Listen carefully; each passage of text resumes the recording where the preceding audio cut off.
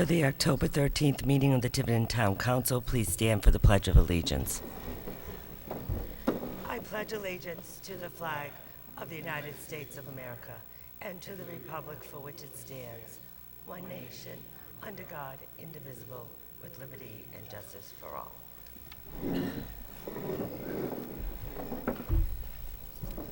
Mrs. Mello? Councilor Souza. Councilor Mello. Present. Councilor Perry. Councilor Lambert. Present. Councilor DiMederos. Present. Councilor Shabbat. Present. Councilor Pelletier. Yes, ma'am. All present. I have a little bit of house cleaning to do before we start. Pursuant to Rhode Island General Law, Section 4246 2B, I would like to take a vote to add an item to tonight's agenda. This is an emergency issue. An inspection done by Chief Lloyd has revealed that there are inadequate fire prevention equipment at Benjamin Sports Bar, causing a public safety hazard. He has suspended operation of the business on an emergency basis. After we vote to add the item to the agenda, we will hear from Chief Lloyd, and after Chief Lloyd has spoken, I would ask for a vote to place this matter on a show cause hearing, at the next regular council meeting. I'd like to entertain a motion. So moved to place it on the agenda at this point. Do I have a second? Motion's been made and second. All those in favor? Chief Lloyd.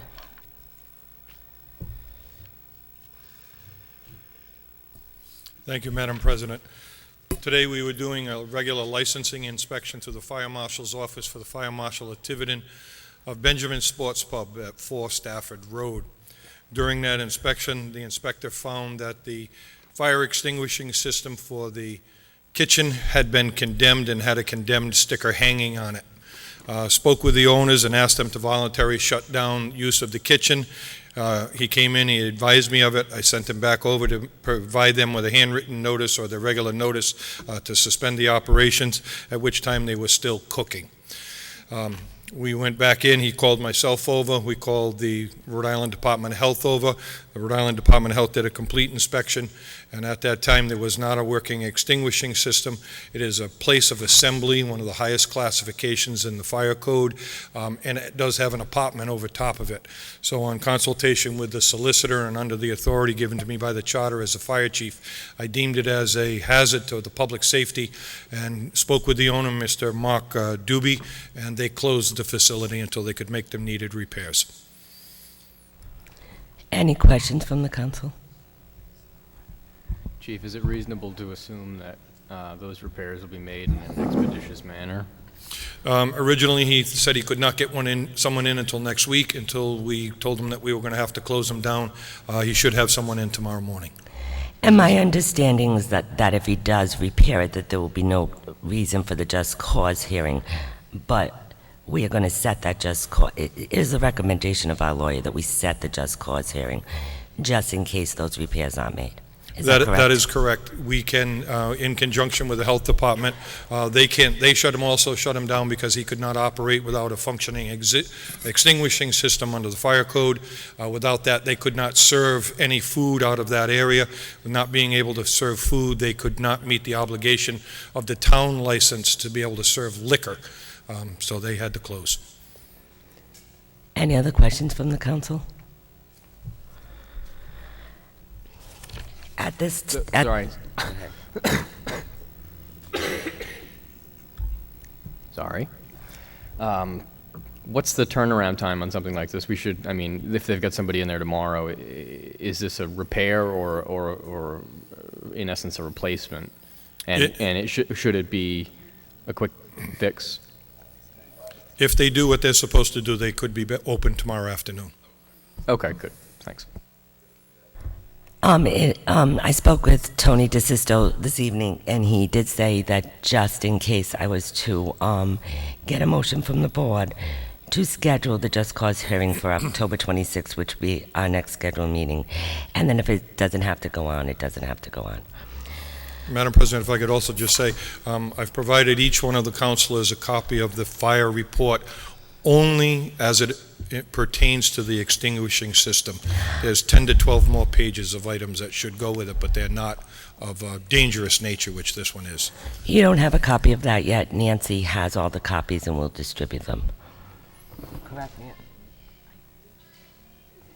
We don't, okay. I have just one question, it's just a procedural question. If they've closed down pursuant to your order or the Rhode Island Department of Health order, what is the show cause hearing to revoke their license? It's just a precaution in case Just they, a scheduling thing? it's just a scheduling thing and it's notice, and it's just in case they don't repair the problem by So- tomorrow or within the next 2 weeks. So within the event that they decide to open up again without a That's fine. functioning system, they would be in violation of their license at the town, and therefore the hearing goes forward. Correct. Okay, right. And it was my, the reason why I'm doing it this evening is so that we can do it the next scheduled meeting and I can have a vote. Any other questions from the council?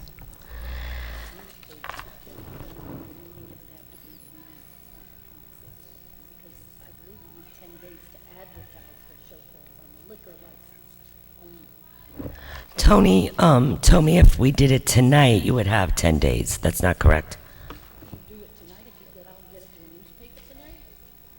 No, but it's 14 days, Nance. It's 14 days from tonight, so if we do it tomorrow, that's 10 days.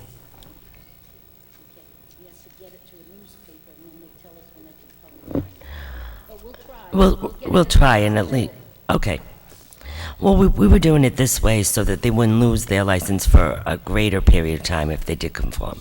But now I understand you can reissue that license once you feel it's safe, correct? That was the opinion I received from Right. the solicitor, and Department of Health is in conjunction with that. And I spoke to both Peter and Tony, and they both told me that that was correct. And that is our intent. As soon as they have that working, they meet the obligation, I would lift that order immediately to get them back in operation.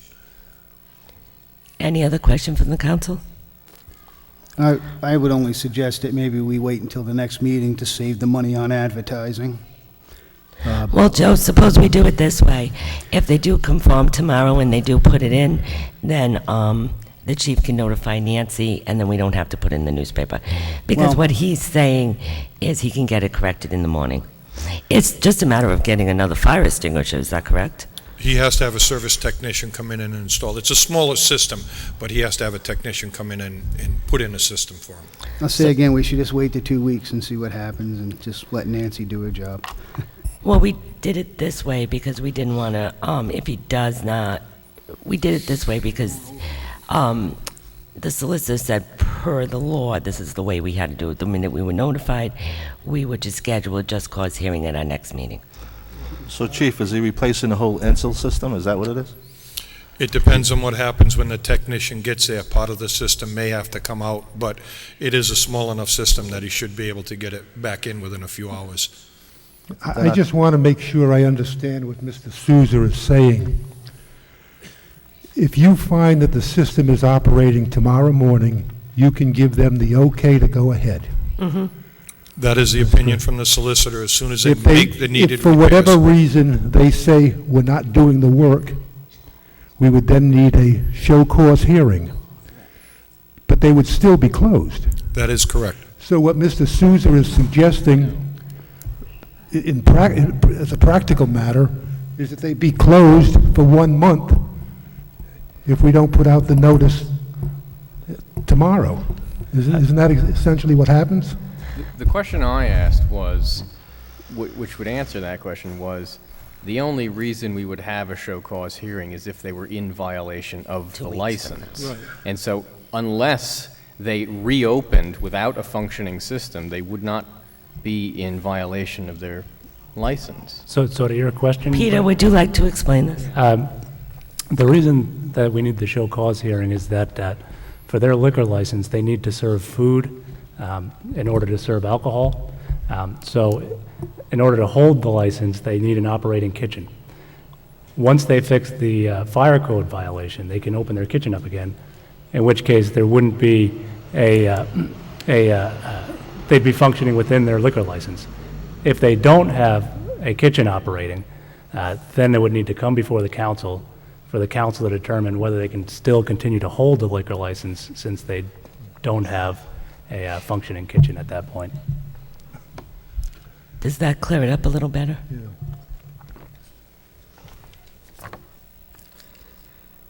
Any other questions? Just to be clear, if within a couple of days the system is fixed, it's been checked, certified, and they just reopen like nothing happened, correct? They don't have to come before the council to reinstate a license because we never revoked it.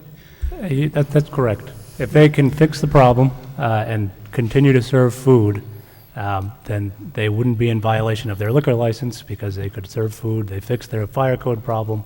The show cause hearing would then be mooted. But if they can't do that within that period of time, that would require the show cause hearing to determine if they can still, because they wouldn't be able to function holding a liquor license without an operating kitchen. So we're doing it at the nearest possible time that we could do it, and then we can discuss their liquor license at that point. So let me just follow up on that, because I think I understand what Joe's saying, and it just made me ask a question. What is the virtue of scheduling a show cause hearing in advance if the two potential outcomes are they fix the system and business as usual within a matter of a few days or a week, so there's no requirement to have a show cause hearing, or they don't fix it and they are closed of their own action, in which we're not prolonging the time in which they are closed because they have no functioning fire extinguishing system? It has to do with the liquor license. Peter, would you like to explain it again? Sure.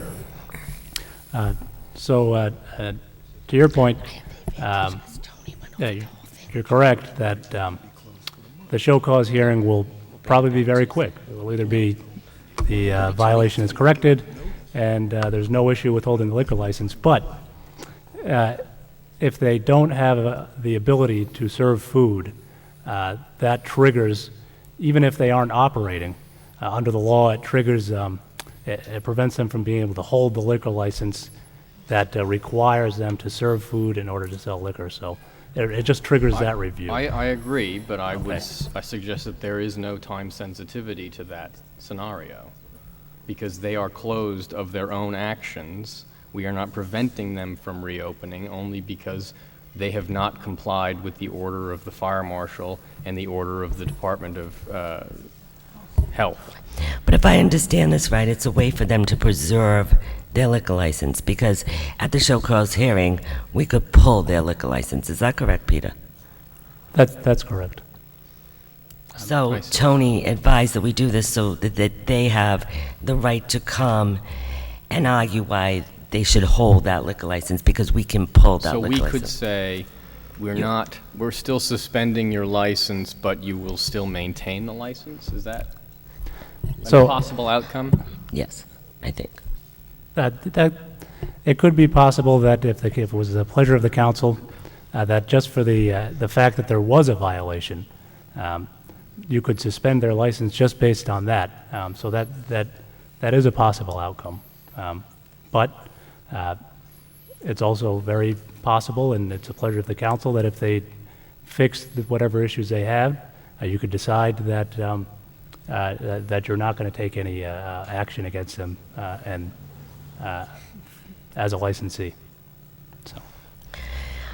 The way Tony explained it, if 2 weeks from now they haven't fixed the problem, we could pull their liquor license.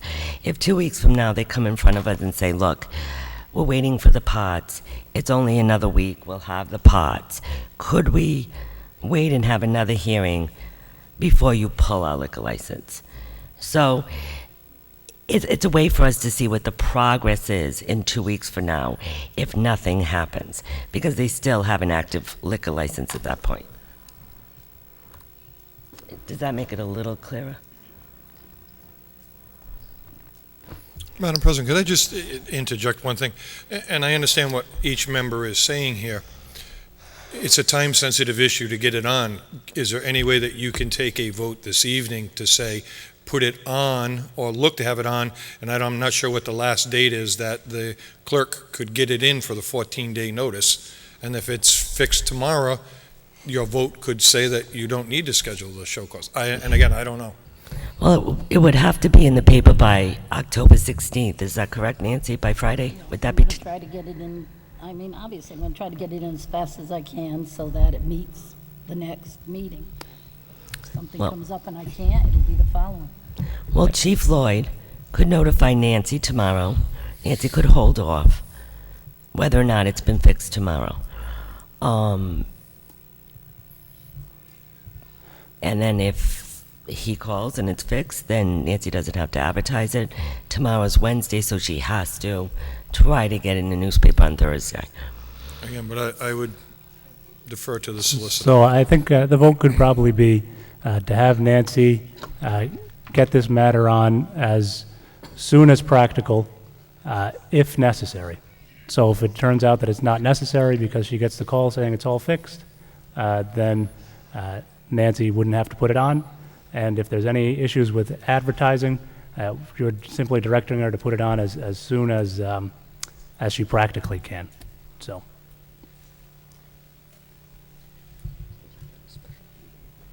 Yeah, we could.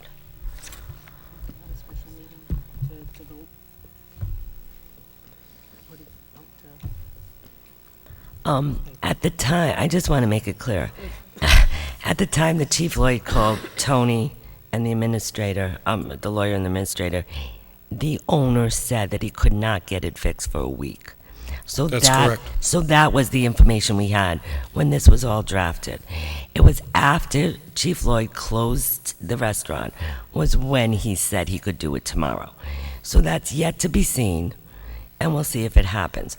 But at the time that Tony called and asked me to put this on the agenda, the owner of the restaurant said it wouldn't be done for at least a week. So that was the reason at the time.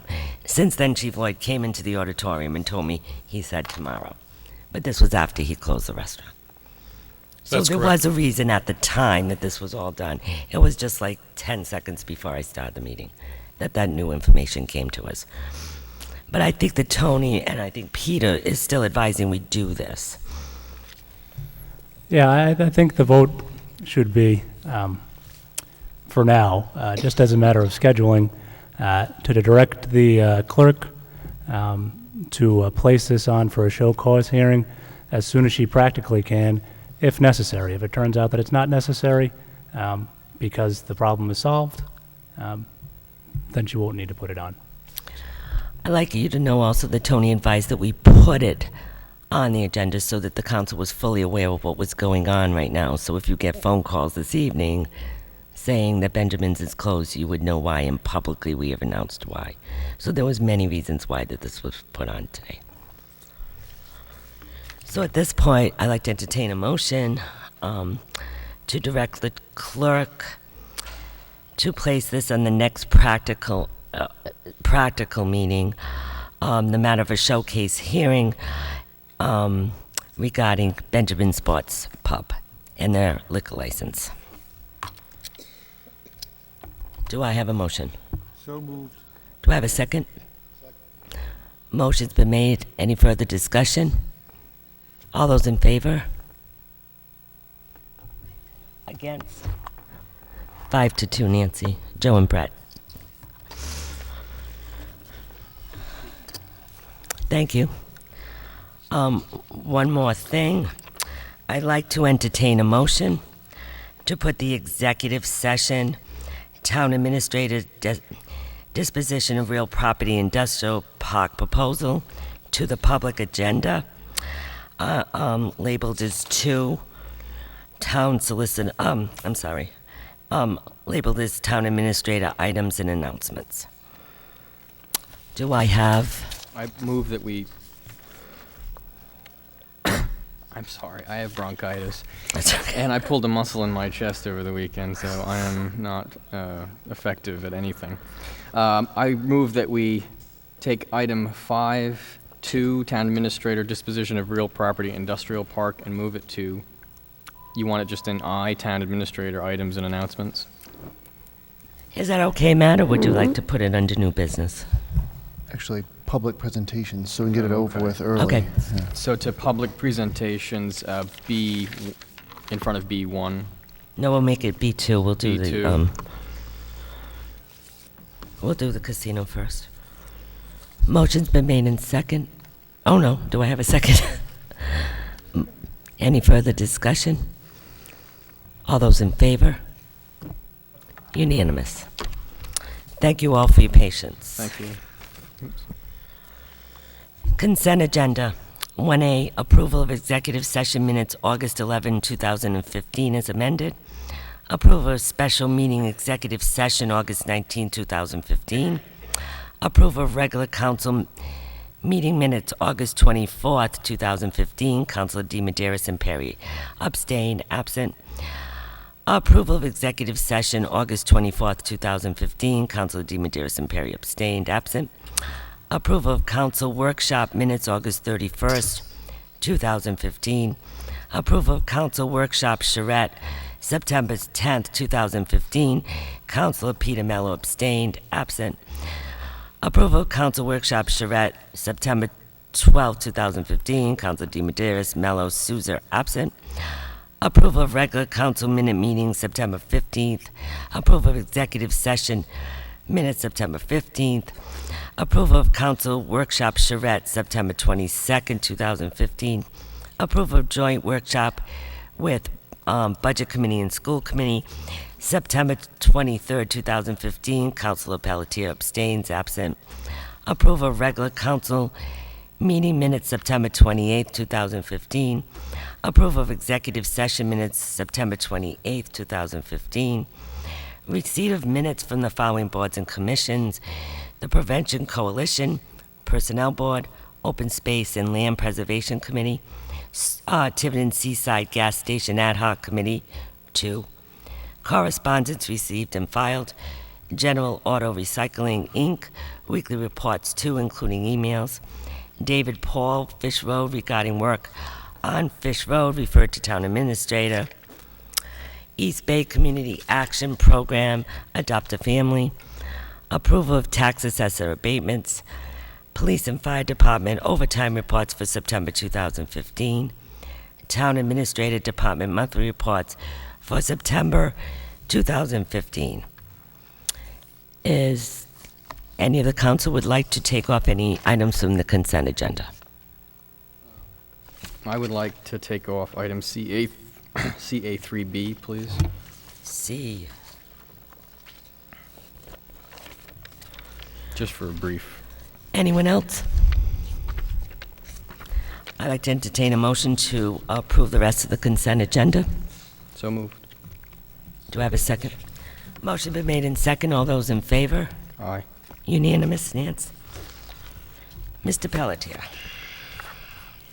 Councilor Pelletier, 3. 3AB. This is just an email that was sent by a resident excuse me, relating to Fish Road.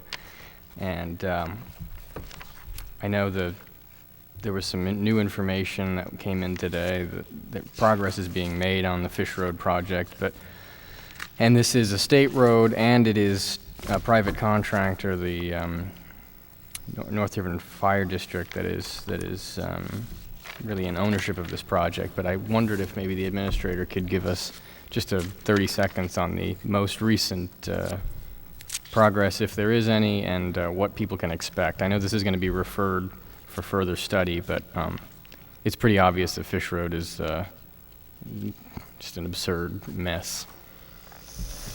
Sure. Stephen, I might need your help for some of the details. As you said, this is a North Tiverton Fire District project on a state road. So the town is doing the best it can to use our good offices to make it go better.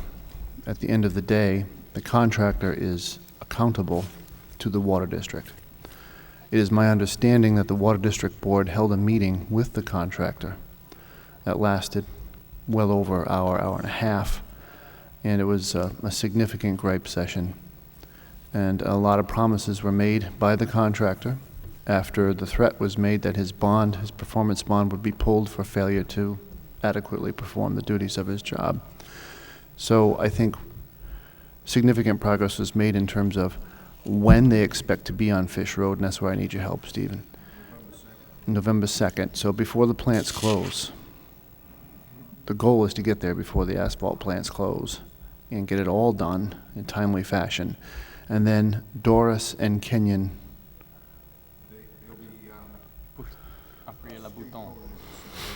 Press the button, Steve, the little crayon.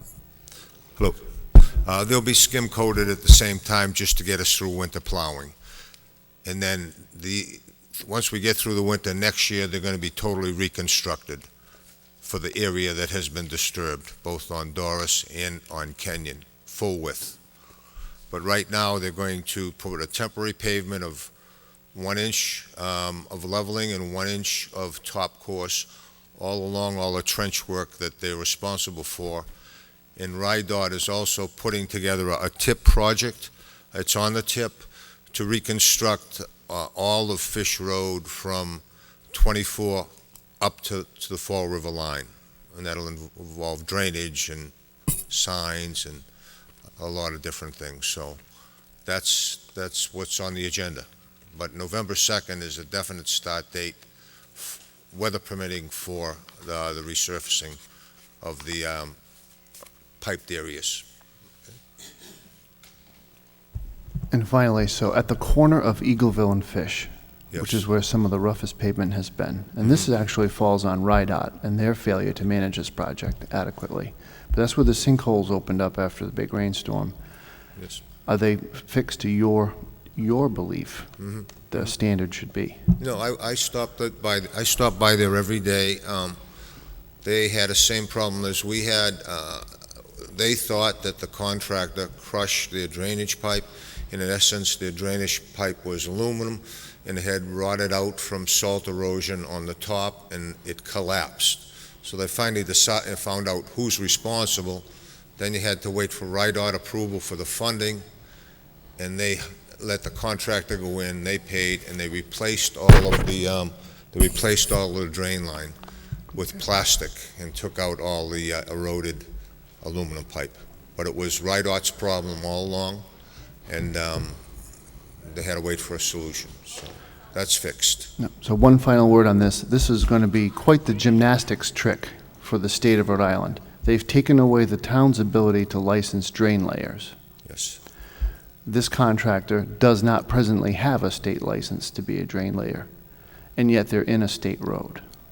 So we'll see where this See how ends that up with plays our out. friends at the state and how much more efficient that they can be than us. All right, thanks. Thank you, sir.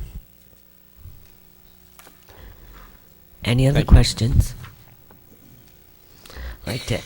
I move that we accept CA 3B and, let's see, refer to the town administrator and North Tiverton Fire Department. Second. Motion's been made in second. All those in favor? Unanimous.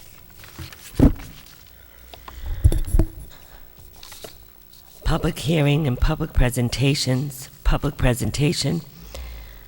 Proposal for casino in Tiverton. Plot 203, Lot 111, and Plot 204, Lots 101, 102, 103, 106, and 108. West side of William Canning Boulevard, Tiverton. Presentation of concept proposal by John E. Taylor, Jr., Chairman, Twin Rivers Worldwide Holding, Inc. John?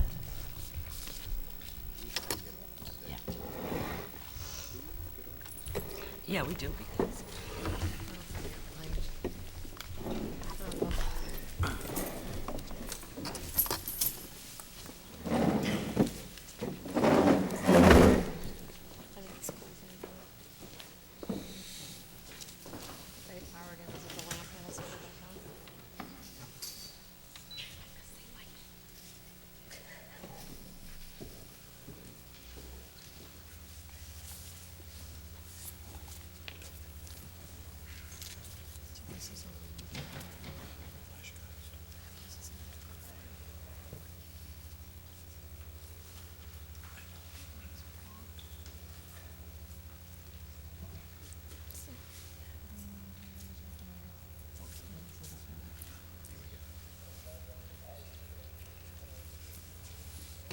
Thank you, Council, for having us this evening. It's a little awkward. You've moved behind me. Joining me tonight is Paul Hamill, who you may recognize, who participated with us in the charrettes from JCJ Architecture. Just before we get started, to let you know what we're going to show you, we'll review the project timeline that you've seen before, and for the purposes of this evening, we're here to show you some initial designs, which will include an initial site plan. We'll have two versions, one with a hotel and one without. Study one is a library-inspired facility. It's the preferred resident approach that not only did we hear at the charrettes, but also that we heard at a number of the smaller community meetings that we've had through the summer. And I'll be honest, it's become our preferred approach as well. Study two is a Newport shingle style, which we'll show you, as well as an amenity hotel. And then finally, we'll talk about what you can expect to see when we're back on November 9th with our definitive proposal. So in terms of the timeline, when we first came before you in May, we didn't come with any drawings or any preconceived notions. What we said was we had a piece of land and we had a concept. And that concept was to build the gaming facility in your community, subject to a lot of input and dialogue that we would like to try to go get. So we scheduled a number of community meetings, many of them at people's kitchen tables and in their living rooms, as well as other public places around town. And we've spoken to well over 1,200 people. We've completed charrettes. Just over 2 weeks ago, we were before you with our final charrette, which was meant to really gather direct public feedback that I hope you can see evident in what we're about to show you. So in terms of this evening, we're at the blue box, preliminary design options presented to the council. And then on the 9th, we'll be here to deliver a definitive proposal to you. So, what we've done, we started with a piece of property, and I think you'll recall, and many of the people that spent time with us recall, a yellow bounded piece of property. And as we went through the summer, we began to iterate what we knew about that land, where we saw the wetlands. We learned about the roundabout. We heard from the town that we needed to provide emergency vehicle access. So we learned a lot, and we began to iterate those pictures. So tonight is the first time that you've actually seen the next iteration of our thoughts related to a site plan. And I'll let Paul kind of step you through this picture so you understand what we're doing and why we're doing it. Thanks, John, and thanks for having us here this evening to show you this initial conceptual study for the casino project. As John mentioned, there's a lot of factors that go into designing a site for a project like this. There's environmental factors, the wetlands, there's traffic issues, which John has talked about. There's the client requirements for the site, and then there's also kind of the community issues and community issues that need to be addressed.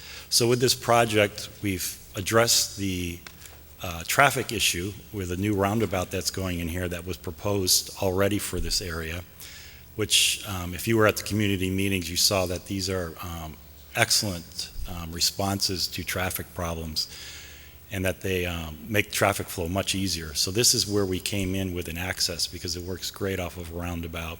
And if you've been to the Twin River facility in Lincoln, you'll see how well those work. And then because of the wetlands, we had to figure out where to get access into the site, or how to get around this to get to the buildable area. There's actually just a small buildable area That's kind of in the south center of the site here. So as you come into the site, we had to go around the wetlands. And what we did is we chose a point where there's a break in the wetlands. So this entire road does not impact wetlands or cause any of the wetlands to be touched as we come into the site. And then the building itself is a response to not only the owner's desires, but also kind of the community. All of the residential areas are off to the east over here. So what we've done is we've oriented the front of the building west towards the freeway and the wetlands area, and all of the parking for the patrons is also on this side. So the areas that could create noise or light are all as far away from the residential areas as possible. And if you've been by this site, you'll know that it's heavily wooded. And because of the wetlands all along this area, really all around this area, the building itself is not visible. None of these parking lots will be visible. And even in the in the future, no matter what's developed here, because of these wetlands can never be developed, the site will actually not be visible, the building or the parking at any time. And then as John said, because of this is a large facility, it's a large public facility, you do need to provide a second access point for emergency vehicles. So there is a second exit here that would only be used for emergency vehicles. This wouldn't be used for patrons. This parking lot that we're showing here is actually for employees only, so there would be no patrons parking back here. And employees would also come in this road, but they would park back here, and the entrance for the employees is actually in the back of the building. And again, this is an easement. It's not a property that's owned by Twin River, so the use of it would be limited to the easement. So we wanted to show you what a site plan might look like with a hotel. In terms of, as we begin to flesh out the program in a little more detail, the casino turns out to be about 80,000 square feet, and that will accommodate a program of between 1,000 and 1,100 machines, and between 25 and 35 table games. So 80,000 square feet here. And that will not be higher than 2 stories. The hotel would be an 80-room hotel. Think Hampton Inn. It would be not taller than 3 stories and be a total of 50,000 square feet. The number of parking spaces, depending on hotel or no hotel, would be, and it would be all surface parking, would be between 1,200 and 1,300 parking spaces. So I think that should give you a pretty good sense of how the land starts to lay out based on a summer's worth of discussions with residents, as well as the town, as well as our advisors. Make sure you talk about elevation. So those of you who were at the community workshops, during those workshops, a number of images were shown to the community, and you actually voted on which images you liked the best, or that you thought were most relevant to Tiverton, or that would fit in best in this community. And from that, the slides that you're looking at now are the ones that were the most popular ones. So we showed a number of buildings to the community, and the community chose the library building as being one that should be emulated with the design of the casino. At least the style of it, the kind of elements in this should be used in the casino building. We showed a number of different towers. The Widow's Watch Tower was one that was preferred. And a building of this size is going to have what's known as a porte cochere, which is an area where you drive under with your car to either pick up or drop off people. And we showed a number of porte cocheres. This one was chosen. It has, as you can see, some intricate woodwork and truss work in it, and that was chosen as the one that was liked the best. We showed a number of windows and dormer-type features. So this shows a dormer-type feature that's used on a roof, and this was the one that was preferred. And then we talked a lot about windows and light inside of a building, and that's what the slide on the left shows. We wanted to make sure that the building gave a warmth to it, that although it's a commercial building, that it feels comfortable to people when they walk up to it, when you're looking at it from a distance and as you're entering the building. So windows, lots of windows with a warm feel to them, give that look. So using these images that were selected by the community, we developed what's known as an elevation or a facade look. So this is a flat look at the building, and it's kind of the first thing that we study when we do a design. So what you're looking at here is the preferred study, conceptual study for the building. What we've done is we've incorporated a lot of the things that I showed on the previous slide. The building, what you're looking at, this is what you see as you drive in. So as you're coming around the wetlands and you're pointing towards the building, this is the front facade, which is the facade which will be seen by the public. For the most part, this is it's really this facade and the facade to the left that will be visible to the public. The other two sides of the building will actually not be visible to the public at all. What we've done, starting on the left here, is we've incorporated the Widow's Watchtower with a stone base on it. And this down here at this end is a secondary entrance where we've incorporated some of the window elements that were shown and also a covered walkway into there. And as you move along here, we've incorporated the same type of roof that you see at the library, and then we've broken it up with dormers along here.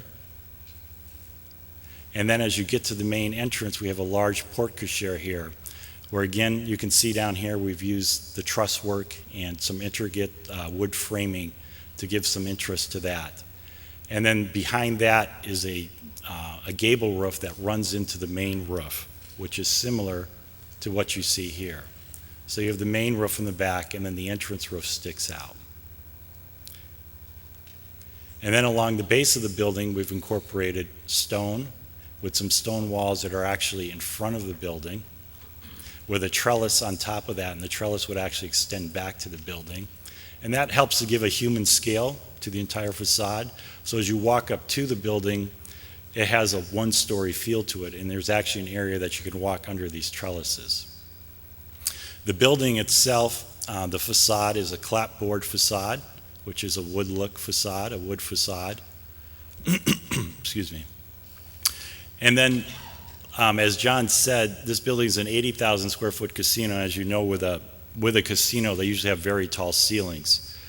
And the way we've made this look like a one-story building, because we have the steep sloped roof that is hiding this kind of the upper ceiling inside the casino. The entrance would also have that kind of warm glow to it. We've also done it with windows up high here, and each of the dormers would also have those windows look. So at night, when you came up to this building, you wouldn't see a big flat wall that's just lit up by light fixtures. It would actually be lit up by windows as you walk along it. And I think that pretty well covers study number one, which was the preferred library inspiration.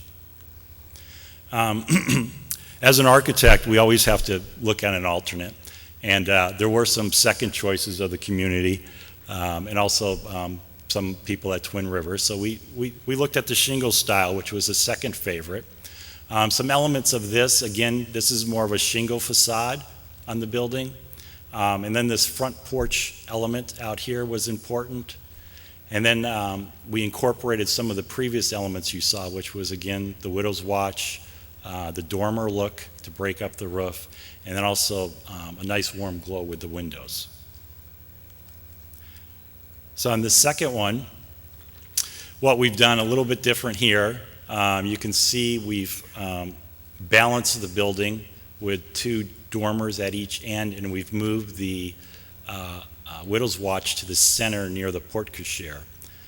And then what we've done along the facade is this is actually a covered walkway out in front, which you would see with a shingle-style type building, with a stone wall just at the front that's on the wood posts out here. So the entire facade of the building is shingles, and then out front there's a stone wall. And then we've repeated that with the porte-cochere with some stone columns here. And then the roof on this porte-cochere has a slight bow shape to it, which we then repeated with the dormers. You can see we have a slight bow shape also on the dormers. And then again, as we talked about with the windows and making sure the building has more of a pedestrian feel to it, we have the windows that would again glow at night and during the day, so that when you walked up to it, it would have a friendlier feel to it. And then finally, our task was to look at what the hotel massing may be. When you're looking at an 80-room hotel that's 3 stories, what does that mean to the project and how big might that be? So we did a quick facade elevation study of the hotel, and what we've done with it is we've emulated the design that's shown here in study 2.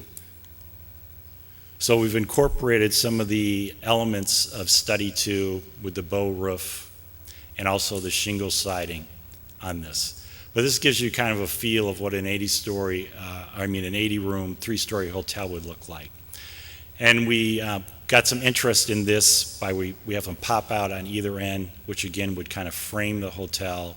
And then in the center, it's actually a triple pop out. You have 2 that pop out on either side, and the front pops out the most. This would not need a porte-cochere, but it would still have a pedestrian covered entry, which would be more like what you see at the library. And again, this study is based on option number 2.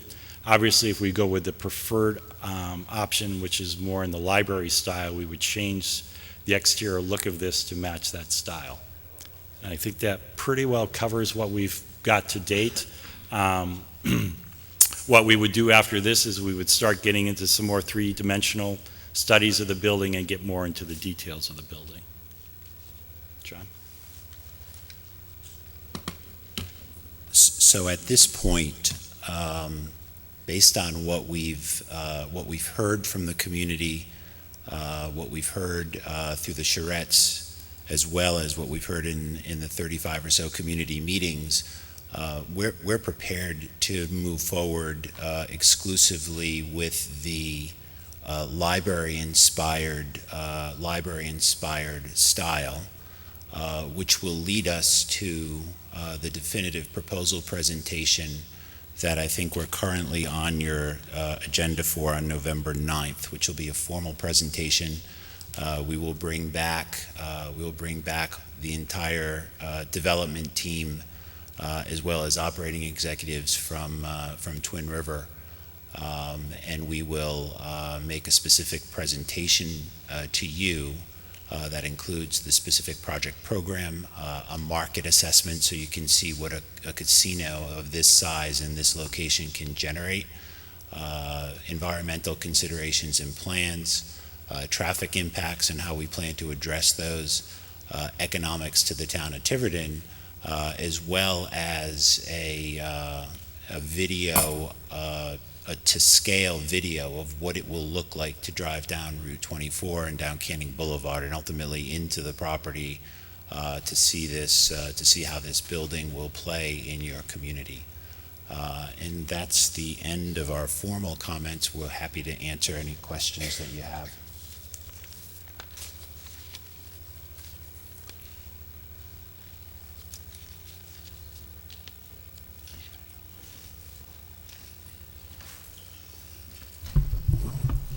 John, October 26th, you will not need to be on the agenda, is that correct? No, ma'am. Okay. And then November 9th will be the date that we will make the vote on whether or not to put it on the referendum. So you're going to do your final presentation and then we'll vote. On November 9th. I just want November 9th. And we are, just in the interest of time and based on what we've heard from the community, we would like to proceed with the library-inspired style for our final proposal. Okay. If the council would like to come up and ask any questions. As far as the roundabout, you have no influence on it. That is all RIDOT. That is RIDOT, but we're in the middle of discussions with them.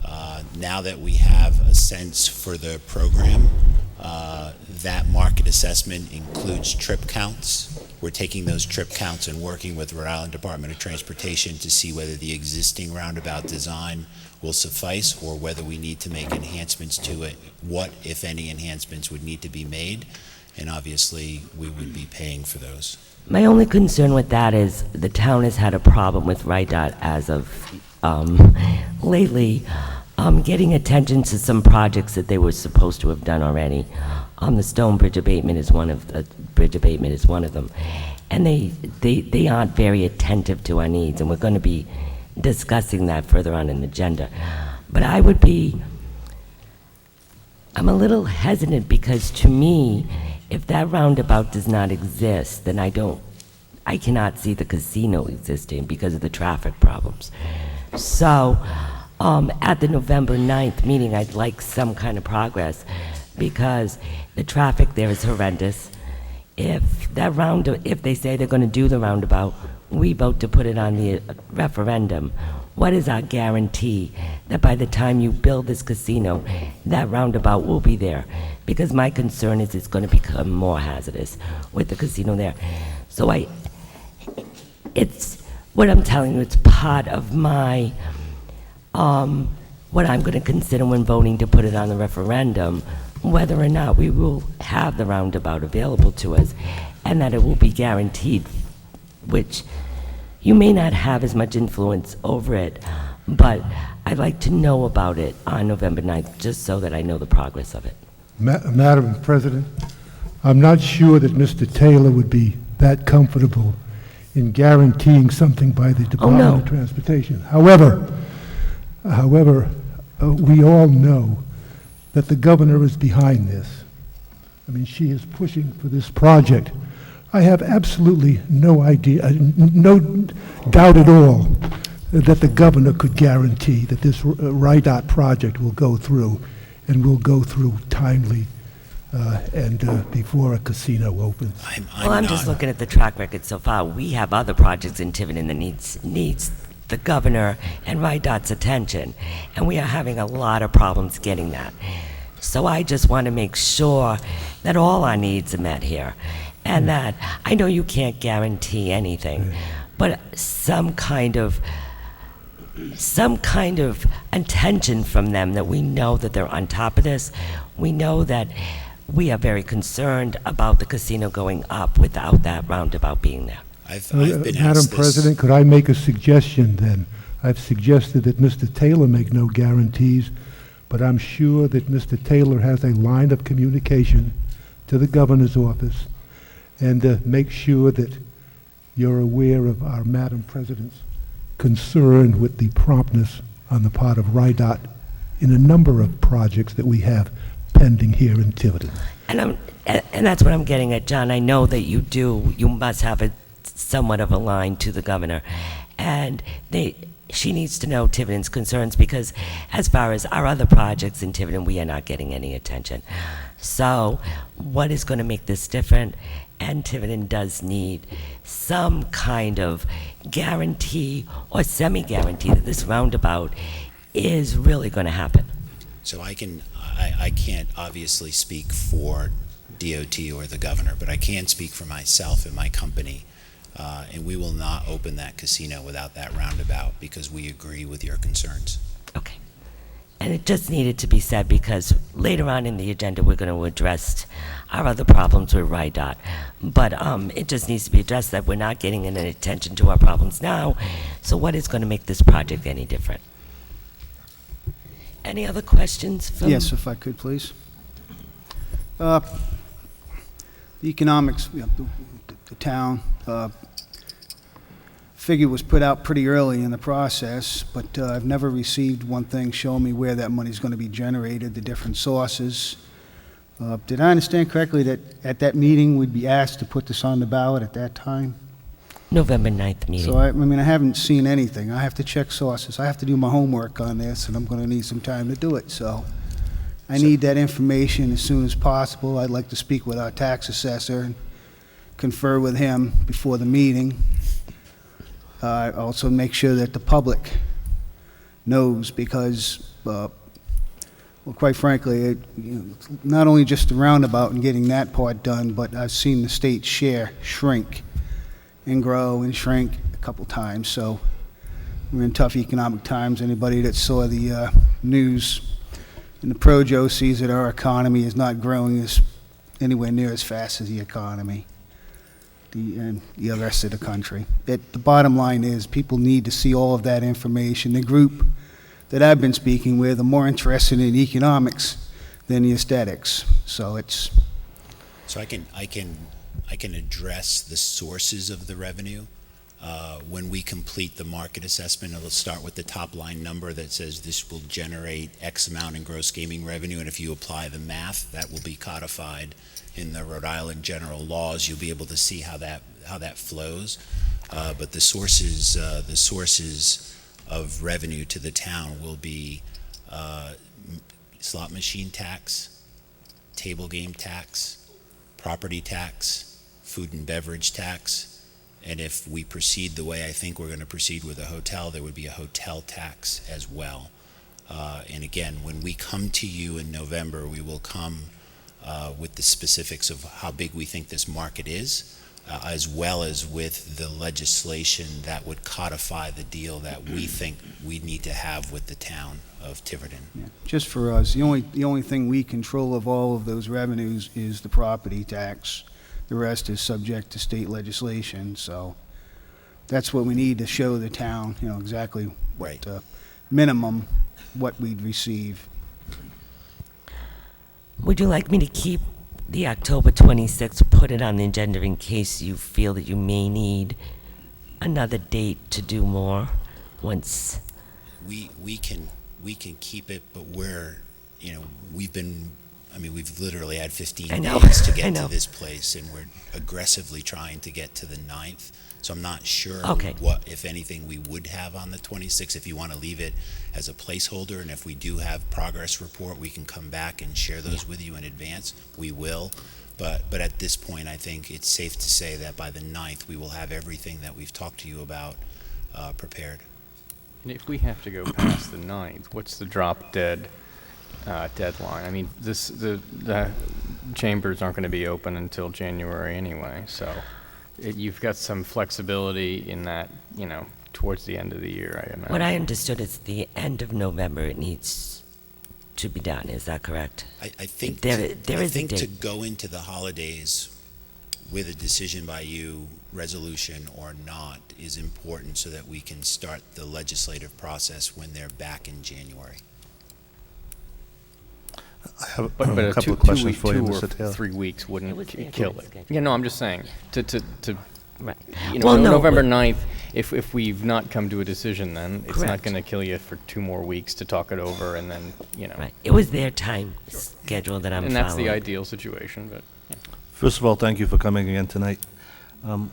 You said that this casino would be, is it 80,000 square feet? Yes, sir. Okay, so that's about the size of Shaw Supermarket that's down there now. That's I'm about not it. sure the size of Shaw's. It's about 80,000. Yeah. How big is Newport Highline? Newport Highlight was built as a high-lie fronton, so it's hundreds of thousands of square feet. So it's not a good analog because it was built for one purpose and then they made it a casino for another purpose. Okay. This will be What's built. the footprint of Newport Highline, though? The box is 40,000. 40,000. That's what I was looking for. The revenue, I think the number that was thrown around was 4.1 million at first. It was 4, 4, okay. about 10% of the town's What does budget. Newport receive now for their facility? Just about $1 million. About $1 million. Much bigger market, much closer to where Newport Grand's patrons are. And we've talked a lot about convenience casinos as I've gone through the summer, as well as a broader product mix. Okay. And again, those economics will be laid out, and you'll be able to pick at them when Very we're good. back. Okay, thank you very much. Any other questions? Just a couple. The casino, you're planning on having 2 stories high? It will be 2 stories, but the gaming floor will be 1. We may have some office or back office on the 2nd floor, but it will be behind that mansard roof. You won't see it. And it'll be below your height limitation as it currently exists. Okay, and the hotel, proposed hotel would be 3 stories? Again, at that 35, at that 35-foot height limit. Right. Do you plan on having a smoking versus non-smoking section to this? It's one of those things we're still trying to resolve. We will have smoking. Casinos in Rhode Island can have smoking. When you design, if you've been to larger casinos in Las Vegas, you know that they're all smoking, but they're designed to be smoking casinos, and they have the appropriate air handling equipment. So we're in the process of trying to figure out whether there's a way of bifurcating the floor so there's a smoking and non-smoking, but we don't have a decision on that yet. We will by the 9th. Okay, and by the 9th, you'll also have other amenities like restaurants? Yeah, I can comment on that because I think what we heard out of the charrettes is leading us to a particular place. So we heard people were open to the hotel. We heard people were open to a sit-down restaurant. We heard people were open to some sort of entertainment element like we have at Twin River in the center bar, as well as some takeaway restaurants. So it'll probably, that will probably be the amenity set that we come back to you with in November. But again, it was all things that we, shared with you and the public in the charrettes, and people seem to be amenable and open to those. Okay, thank you. Any other questions from the council? I just have a brief design question that I just kind of thought about.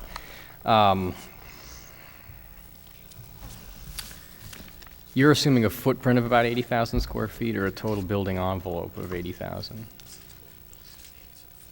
So you're Yeah, the footprint 60,000? The footprint is probably 60 to 70. Okay. So this facade is on 4 sides or just 2, or how does? So at the moment, it's designed on 2. 2 sides. Given the public will not see the other two sides. And so the roof lines are just. They're mansard. The mansard type roof. It's actually similar. The library is done the same way. So you've got a rubber membrane behind it. Behind it, correct. Okay.